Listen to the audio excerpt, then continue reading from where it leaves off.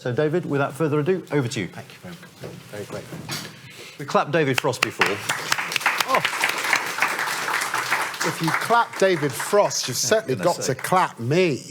Look, thank you very much for inviting me here today. You and colleagues at the UK in a changing Europe are a really important resource on these issues that we've all navigated for the last few years. And it's been great to work with you, to be with you at what is a hugely important moment, I think, for the relationship between Britain and the European Union. And that's particularly true in relation, of course, to European security.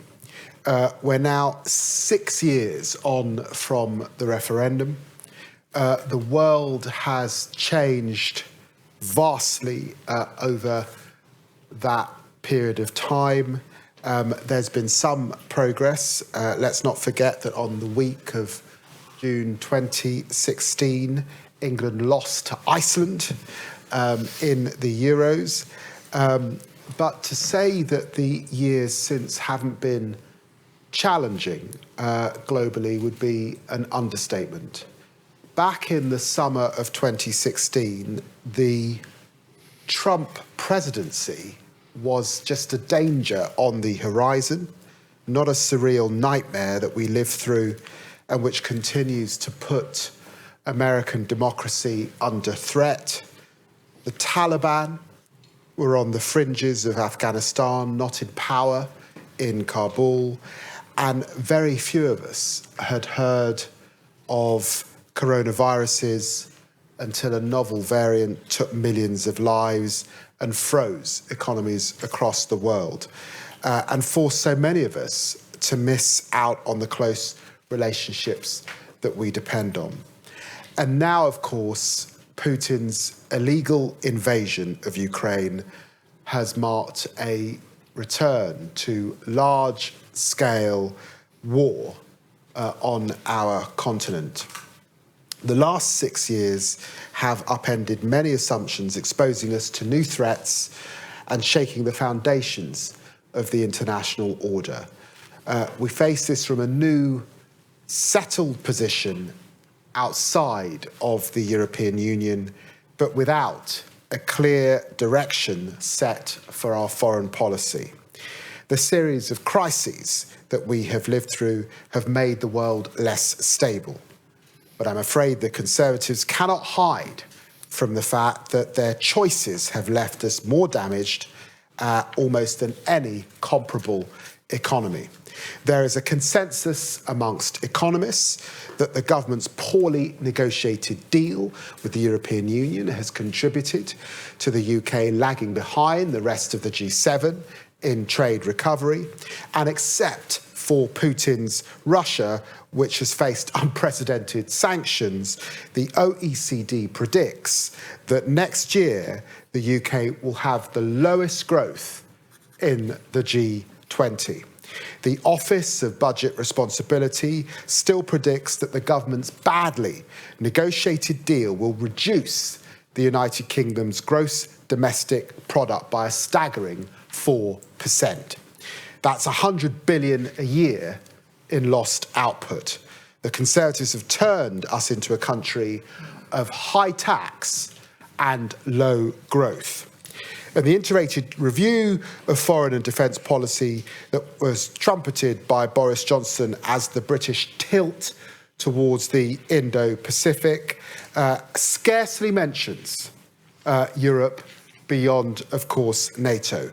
Just months after Boris Johnson claimed the old concepts, and I quote, of fighting big tank battles on European land mass are over, he was proven tragically wrong. And the government's mistakes in foreign policy go beyond Europe.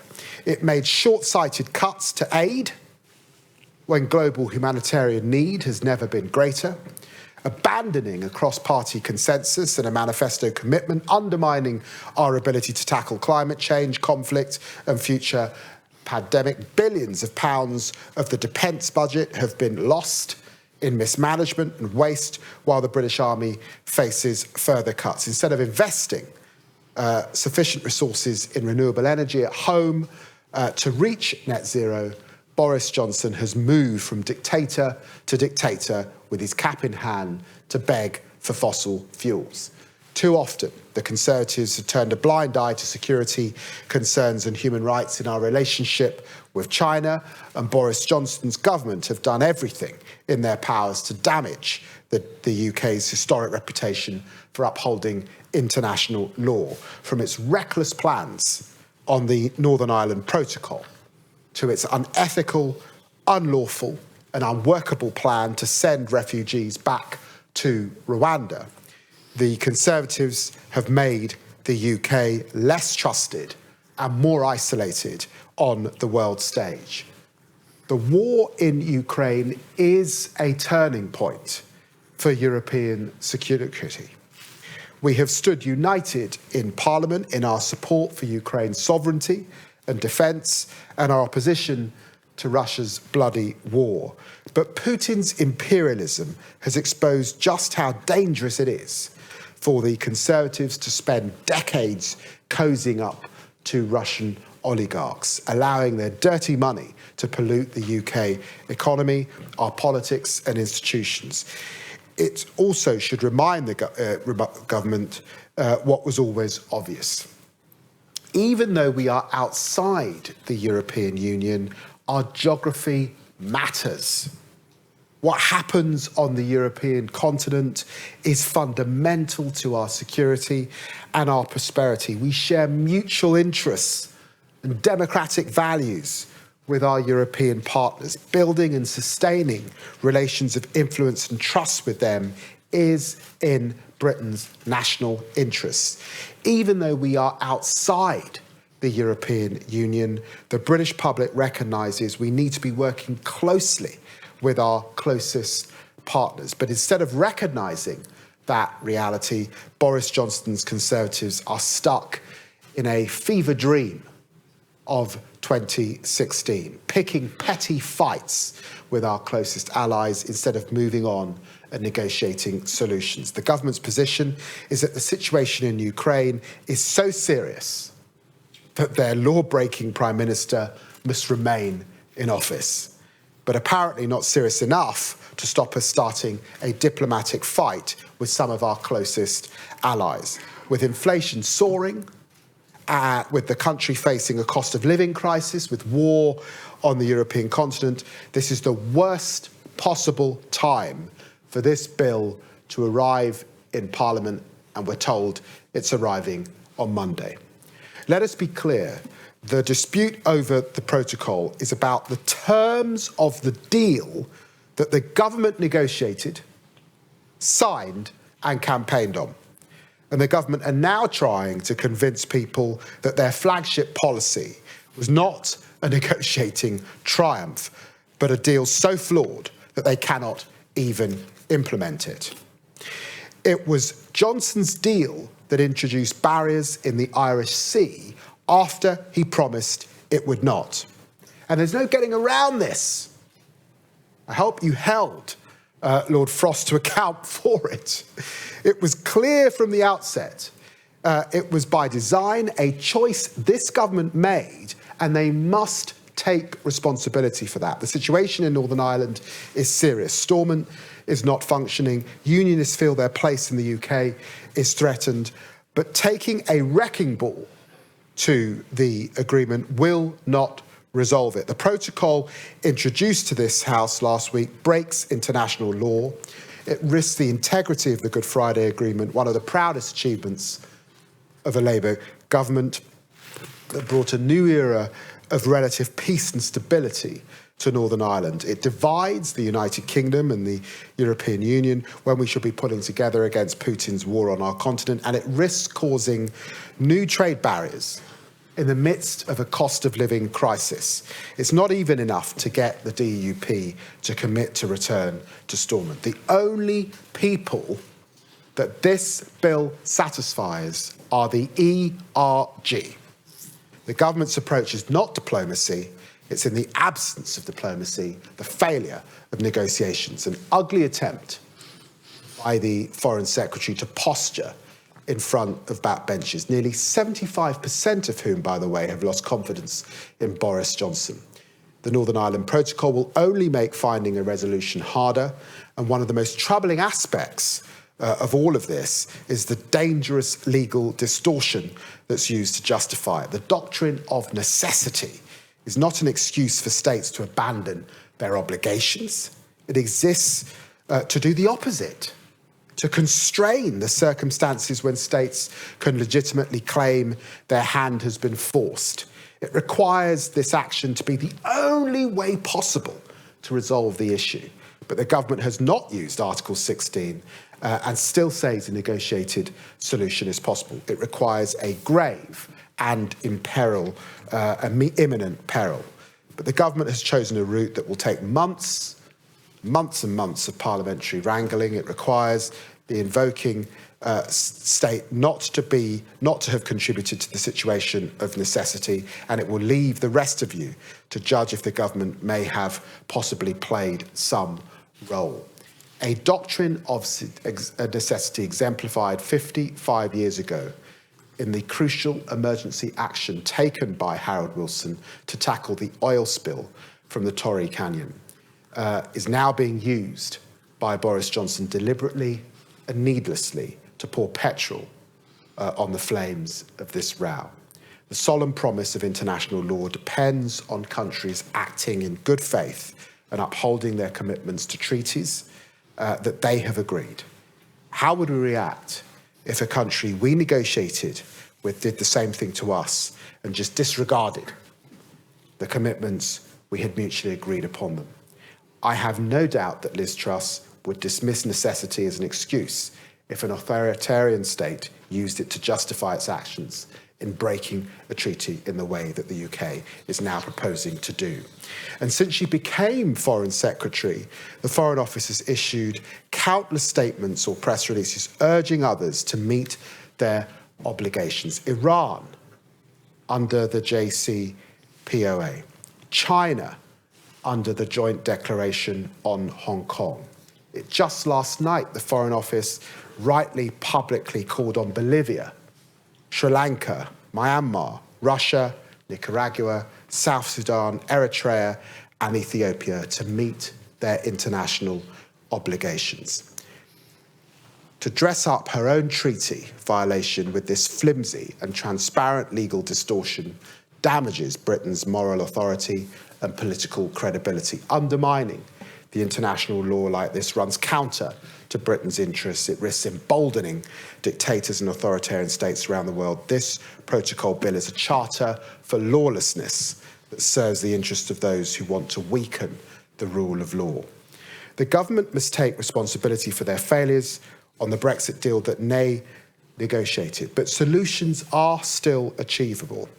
A sensible and serious Westminster government would work with all parties to solve these problems because there is no unilateral solution. Only a deal that works with the UK and the EU, and most importantly, the people, communities and businesses of Northern Ireland will last.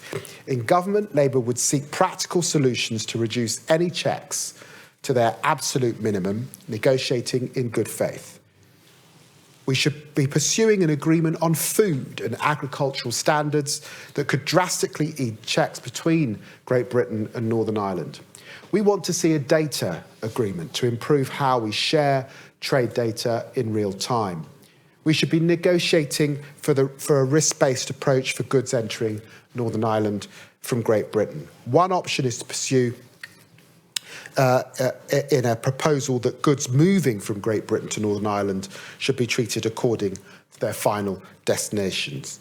In negotiation based on good faith, it could be achievable for the UK and the EU to agree a Northern Ireland approved goods designation, which could exempt products moving from Great Britain to Northern Ireland from regulatory checks and customs requirements, as long as these goods meet specific mutually agreed conditions. This would not mean all goods escape checks all other goods from Great Britain that are traded with Ireland and the rest of the single market would still face checks, but it would greatly reduce the volume, number and frequency. Both the European Union and the UK would have to compromise to make this happen. But the last Labour government was able to broker the Good Friday Agreement, and we're confident that with trust and goodwill, we will be able to achieve it. Of course, it will take flexibility, and I'm not one of these people that believes only the UK government needs to show that flexibility. The European Union must also be less rigid.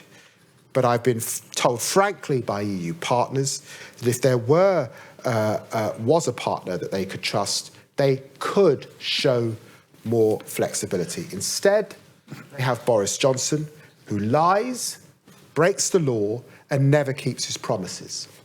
And with a change of Prime Minister and a change of government, the UK could build a stable and mutually beneficial relationship with the European Union over the long term. We could operate in a new cooperative spirit, recognising our common interests, the new relationship we have, and adapting for the unique circumstances in Northern Ireland. We cannot keep being held back by this government's desire to pick fights with the European Union for domestic political reasons. The question this country faces is no longer leave or remain. We have already left. The questions people are asking is, how do I pay my bills? How do I put food on the table? How will I afford heating this winter? How do I get an appointment to see my GP? What jobs and opportunity are there for my children? How do we keep our country safe? And only Labour wants to leave behind the binaries of the past and make our relationship with the European Union work. And to do it, we must look honestly at what's going wrong with the government's deal. It's not just problems over the protocol, difficult and important though they are. It's becoming clearer as we emerge from the pandemic and it recedes into view that the rest of Boris Johnson's deal is creating problems. Problems for exporters looking to access the EU market. Problems for companies seeking to hire talent. Problems for industries and their supply chains. Investment is draining. Businesses are facing barriers. So a Labour government would seek to improve the deal, not by reopening it or renegotiating it. Keir Starmer has been clear. The questions that divided us for half a decade have now been settled. We will not rejoin the single market or the customs union, which is why we need to be creative in building on the government's existing deal that we will inherit. As Keir told the CBI conference last November, Labour will work with business on a transparent and honest analysis that exposes all the holes in the Prime Minister's deal and finds practical improvements that help businesses, help our economy, provide greater investment and opportunities. A Labour government would seek an agri-food agreement to improve the flow of food and help our exporters. We would seek regulatory equivalence for financial services, which is such a significant part of our economy. We'd strengthen mutual recognition of professional qualifications. It's an issue I saw close up in my last brief as Shadow Justice Minister. And because we need to give our world-leading financial and professional service businesses the ability to grow further, we would also aim to maintain Britain's data adequacy status so that our data protection rules would continue to be deemed equivalent to those in the European Union. This would make UK digital services companies more competitive and more successful. We would negotiate an improved long-term deal for UK hauliers to ease the supply chain problems that are holding us back.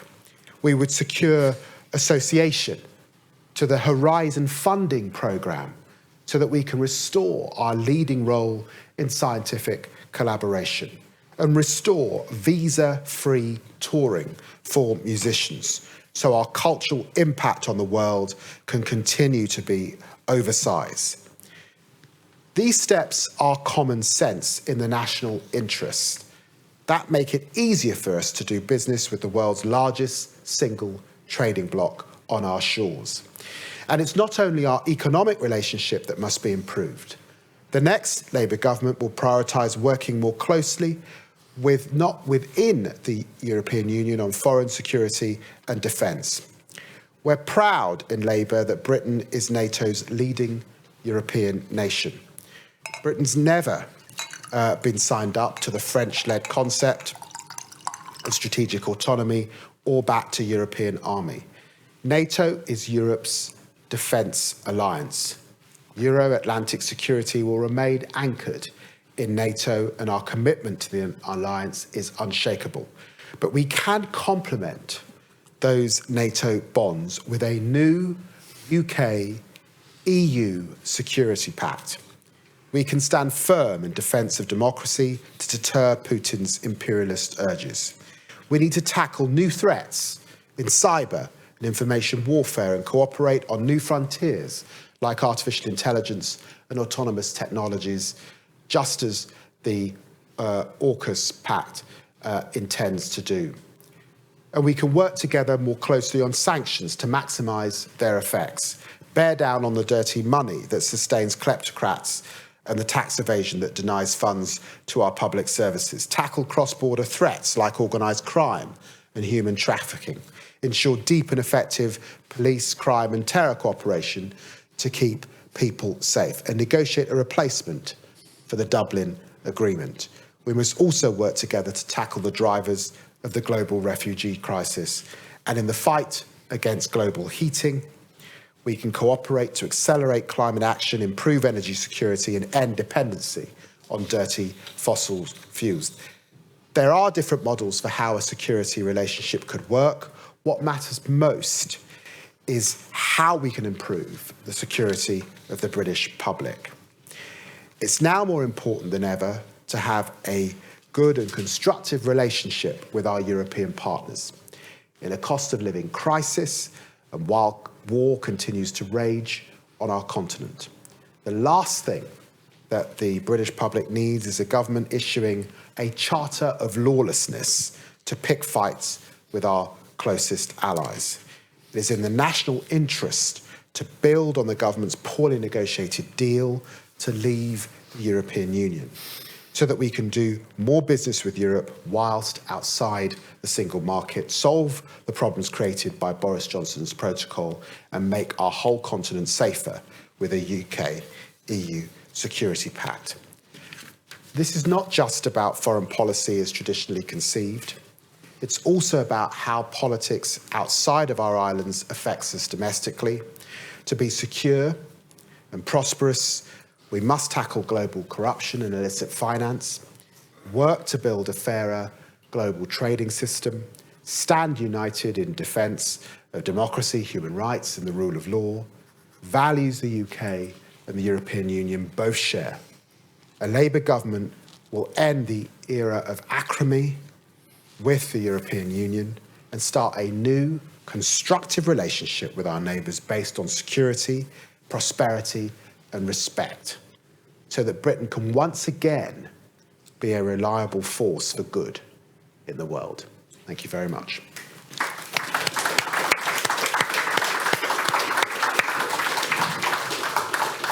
David, thank you so much. That was fascinating. We're getting questions in on Slido, but let me just kick off. I mean, it's the anniversary of the referendum today, which always makes me sort of look back a bit. And I mean, in the light of what you've just argued about we need a closer relationship, we need to avoid the problems of Northern Ireland, we'll make a catastrophic error in not backing Theresa May's deal. I don't think it's helpful to look back. I really don't. I was there. I've got the scars on my back. I helped lead the second referendum campaign. We've just got to move on.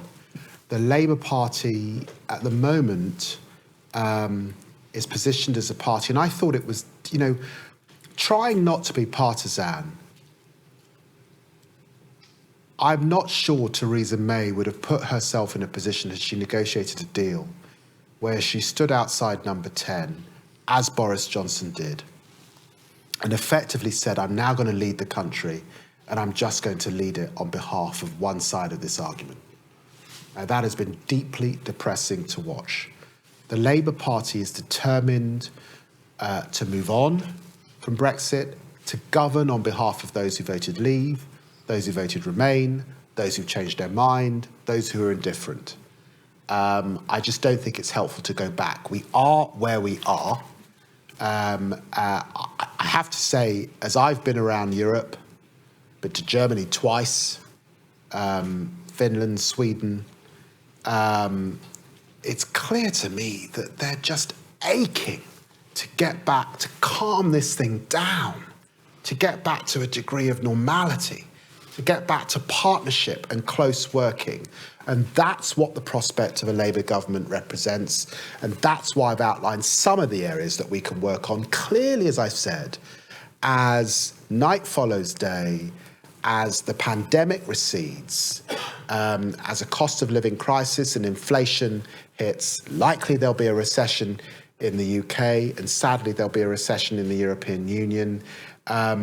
People will begin to deep dive in far greater ways, and economists with big minds, businesses also looking at these issues, focusing on what the consequences are of being outside the European Union, both for Europe and for us.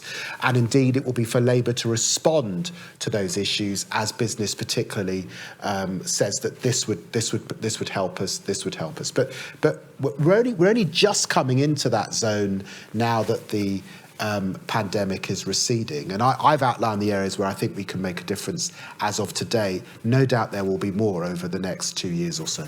Okay, but I mean, I suppose the logical extension of that, I mean, if I owned a business, I'd say, David, can we rejoin the single market and the customs union, please? Because that is the simple best way to help our economy at this moment. So yes, but 2 years after that Britain has made a different, 6 years on from the decision that Britain has made, I've made it clear that we're not going into the next election saying that we will enter the single market or the European Union. You might not like that. I understand why you don't like that, but Labour is determined to govern for the entire country. We cannot have a rehash of people in constituencies like mine that have a particular view. I don't know. I really don't know if all business share that view. If that view becomes bigger across the country, and if the British people appear to be in that place, then we can have that conversation. But I recall another conversation. It was a conversation about skills. It was a conversation about our labour market. And I knocked on doors in Yorkshire. And in fact, I knocked on doors in Wakefield last week, and people were raising issues of immigration and the labour market and them not being able to access jobs. That, as I said in Parliament, in a speech that went virtual, we have to do better on skills in this country. Well, now as a government we can get on and do it. Perhaps when we've done that, on behalf of those people who voted leave, there might be space for a different kind of argument. But I suspect I will be out of Parliament at that point. So, I mean, I don't want to mischaracterise your position, but is it basically that in your heart of hearts you know that in economic terms being in the single market and the customs union will be best, but in political terms it's unsellable? Is that essentially what you're saying? I'm saying that the British people have made a decision and we have to honour it. Okay. We went over that several times. We're not going over it again. And I'm afraid psychologically, folk have got to come to terms with that, as hard as they may find it. Wouldn't the sort of things that you're proposing almost put us in the worst of all worlds? That is to say, we're going to be outside the European Union, but we're going to be a rule taker. I mean, for instance, why would a financial services sector as effective as ours, if we're not round the table making the rules, isn't the worst of all worlds to be out and accepting their rules under some sort of equivalence arrangement? Well, that's a process for negotiation. And compromise. That's an area in which we might make that compromise, but that's where there are areas where we have to work together. Financial services, the service economy it's over 70% of the UK economy. It's hugely important. And just on the protocol, I do want to move on to foreign policy. I'm not going to sort of get us bogged down in this, but just quickly on the protocol, it seemed to me that the one missing element from what you talked about was the DUP. What if your proposals weren't enough for them to go back into a power sharing arrangement? What would you do at that point? Well, that's a sort of what-if question. Yeah. They don't seem very happy with what the government are proposing. I think that there's an absence of leadership, full stop, in relation to Northern Ireland, and that, I think that there was a position, not that wasn't just under Tony Blair and Gordon Brown. It actually, John Major exemplified it as well, but honest brokering with all parties in Northern Ireland, and we seem to have lost it. As I say, if we can negotiate a Good Friday agreement, surely we can negotiate agreement, the lion's share of which will be solved by a veterinary agreement, and then we can work with Hardgraph on the remaining 20% or so of issues that remain. I'm really confident that we would get a deal, and a deal that, of course, we all want to see the DUP come back to the table. Okay, now you talk about this sort of tripartite arrangement in security where we have the UK, the EU and the United States. Is that a reliable model in a world where we might get a second Trump presidency? Well, look, I think that, just to step back a second, I do think that Donald Trump coming back into the White House represents a change in certainty in the United States that has been consistent through Republican and Democratic presidents. And if he were to take up the postures he's taken previously, that is obviously a threat to NATO, and he took sort of historic positions in relation to Putin and Russia that I think sit outside the general established norm. That's an elephant in the room, and it's in part not just because of the invasion of Ukraine by Putin, that there is a lively debate in Europe about what more European partners can do. And I think that's also, as we look also at some of the issues around modern warfare, and we learn when you look at the sanctions regime, when you look at the consequence of energy dependency and moving on in terms of energy and climate, when you look at cyber, there are issues that are not traditionally within the purview of NATO. Now, clearly, the UK has taken a historic position that's been a bridge between Europe and our colleagues in North America. I'm an Atlanticist. I studied at Harvard. I worked in the United States. So I think that there is a position for us. We have to be in the room on security and cooperation. By the way, with the Zeitenwende that's taken place in Germany and their huge volte-face in relation to spending, there are also significant procurement issues. We don't want duplication across France, Germany, the United Kingdom. We want to work in partnership and play to our various strengths strategically in the areas of defence. So for all of those reasons, I think that this is a new pact is one important approach, but of course this is something that we would went into negotiation. I do recall that there were suggestions of this kind as part of the Brexit negotiations. They were dismissed by this government. Again, you see how they may well have been out of step with what could or could not have emerged in Europe. So I think that a Labour government would seek to be as close as we can to our European partners on issues of security. And I think that there is a conversation and a development now beyond NATO. So you would do what Theresa May was going to do and which Boris Johnson refused to do, which is to have a formal security arrangement between the UK and the EU. That's what I'm indicating. Yeah. And how would that benefit us? I mean, there are some I think people it benefits all of Europe, where it's a very dangerous time. No, sure, but there are some people who say, actually, in the area of security and defence, because most of it is intergovernmental anyway, Well, I know you've traditionally been a sceptic in this area. I'm a sceptic about everything, and that's fine. But and you would have had a sceptical position prior to the invasion of Ukraine. I'm suggesting that the invasion of Ukraine may have changed the nature of that conversation, notwithstanding what Theresa May was seeking to negotiate, and the nature of war in Europe, how that's taking place, the implications that go way beyond NATO's remit are significant. We're not in the European Union here in the UK, but of course we need to be in those conversations in relation to energy, to sanctions. There'll be other issues going forward. So that's the added value, I think. That's the conversation that European allies are having. The question is, does the UK want to be part of that, or does it sit out with that? That would be a peculiar decision, given that we, alongside France and then Germany, in about a decade, 15 years' time, are such a significant military power. It would be strange for us to sit outside of that. Okay. I think the other mention, of course, which strategically is to recognise in this multipolar world, China and the Indo-Pacific, and clearly the United States is going to be considerably stretched. And that's the other reason why I think this debate has taken a renewed momentum.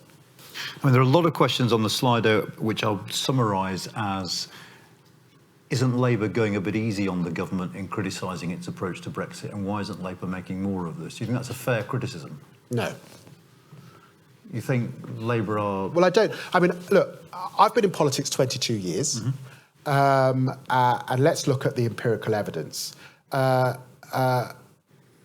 had a pandemic. That has dominated the national conversation.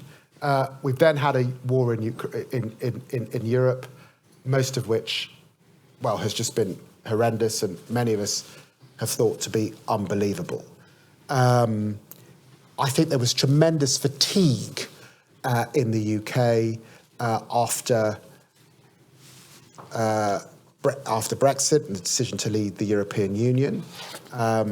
And I was very clearly on one side of the debate. I recognise that many in this room are on one side of the debate, but relitigating the debate doesn't change the outcome of the debate. So it's not about Labour being quiet, it's about Labour wanting to focus on issues that people on the doorstep are raising. And I've got to tell you, I think I probably knocked on more doors than most of the people in this room, and they are not raising Brexit. They just aren't. They're raising their kids' schooling and recovery over the pandemic because their kids have been out of schools. They're raising their children's mental health. They're raising queues in the NHS, getting cancer treatment. Those are the sorts, they're raising crime in their neighbourhoods. Those are the issues that they are raising. And if Labour isn't talking about those issues, it's not coming back to power very quickly. Okay, now given all those issues, we had an interesting conversation in the last panel about the fact that, we live in a very unstable world. The challenges facing us are huge, and the challenges facing us are potentially incredibly expensive. And, in your speech, you talked about the need to do more on development aid, the need to do more on military spending. Are the public ready for expensive, rebuilding Ukraine is going to cost a lot of money over a long period of time. Do you think the public are ready for those sorts of incredibly expensive international commitments now, or is the focus very much internal? Do you think you can win that argument with the British public? Well, I mean, clearly, significant problems without passports are issues that have a profound effect on the UK economy. Climate and Boris Johnson's botched leadership of COP26 has a significant effect on our economy. And by the way, it drives migration, particularly from the Horn of Africa and the Middle East. The war in Ukraine will clearly, and the blockade of Odessa particularly, will clearly drive a serious problem in terms of global hunger. Cutting UK aid by 37%, and of course alongside that, increasing the share of money that clearly is going to Ukraine at this time is seen in the global south, does not win allies. I think there is a changing debate on aid and development. Let me give you an example of this. When I came into this post in November, much of the discussion was the inability of the Global South, and particularly many countries in the continent of Africa, to vaccinate their own populations. There are still some countries in Africa that have got to about 20% of their populations with one vaccination, never mind the 4 or 5 that we have in our own country. Now, that is in part about the generosity of the West, but it's also actually raises a bigger question, which is about manufacturing capability and IP in Africa. Well, in a forward-looking country like the UK, with the science base that we've got, with the innovation we've got, with the higher education, ought we not to be in better partnership with initiatives that are taking place in countries like South Africa to actually get Africa that manufacturing capacity? So I don't think it's just about aid in a conventional sense. It's about innovation as well. Okay, we have been beaten by the clock, but I'm going to ask you one more question, which requires Vijay always accuses me of ignoring his questions, and the handy thing about this question is I know how you're going to answer it, and it's a one-word answer, and I'm not quite sure why he's posed it. I'm going to pose it to you. Who should people vote for in Wakefield today? Oh, that's a great question. I suppose the Lib Dems is 2 words, so if you go for them, then... Look, I think that tomorrow morning, I suspect that there will be a very rich discussion on why the Conservatives have done so badly in these 2 by-elections. I think Boris will be back on the ropes. And by the way, I think by Monday afternoon, when he introduces this outrageous bill, as I've signalled, we're going to see rebellion in his own ranks in relation to this decision to tear up international law and step away from an agreement that they've negotiated. And I suspect there'll be some pretty heavyweight figures on the Conservative backbenches that will be raising those issues. So I suspect we're in for a few days of unrest. It's not for me to predict where that will lead, because I'm not a Conservative, but I do know historically that they can be pretty ruthless at getting rid of their leaders when they no longer appear to be vote winners. And my sense is, whilst I recognise that Boris Johnson has had a certain kind of charisma historically, not one that I found very attractive, but I've got to concede he has got a certain kind of charisma, his ability to be a vote winner is fast losing ground. And that's why I think he's on the ropes in his own party. So, my feeling is, having knocked on doors in Wakefield, that they're going to send a resounding rejection of Boris Johnson. But let's wait and see. Polls close at 10 o'clock. David, I'm sorry that this has been so short, actually. I've got 100 more questions I could have asked you, but we're due to finish here at 5. So can I just thank you very, very much indeed for coming and speaking to us today.